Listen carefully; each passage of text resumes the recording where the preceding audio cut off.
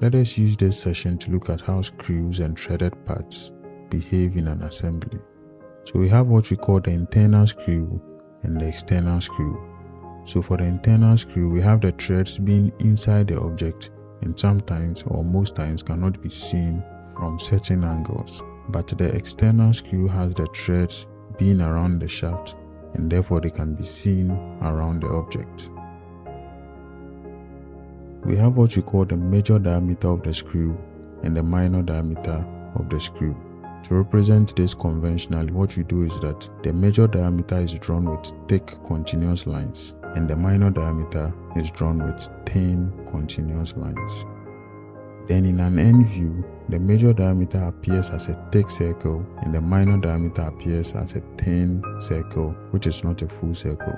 So let's look at how these are represented on paper. Let's use this screw as an example to draw an external screw. So you can pause the video and then we'll look at the dimensions so that we can reproduce it in AutoCAD.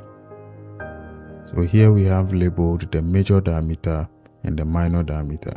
The major diameter is represented by a thick continuous line and the minor diameter is represented by a thin continuous line.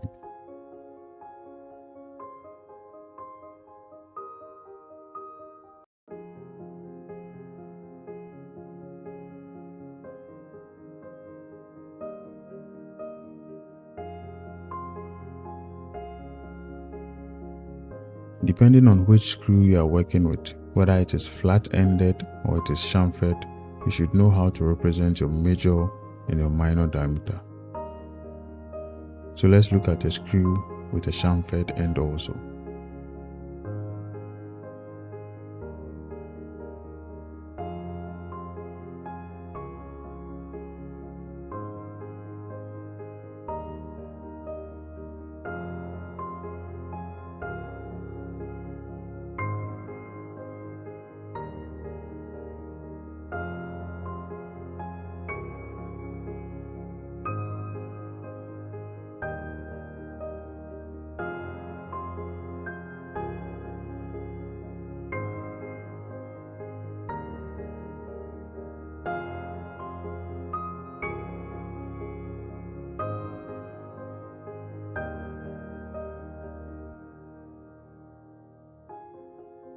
We have already studied the rules of sectioning.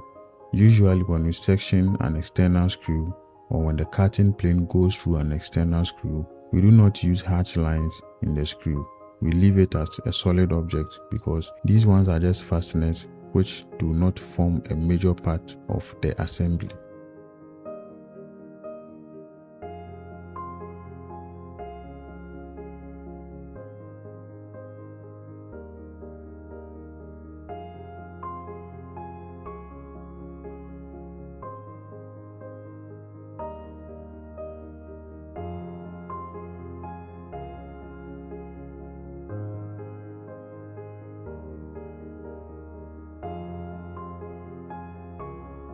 Now let us look at an internal screw.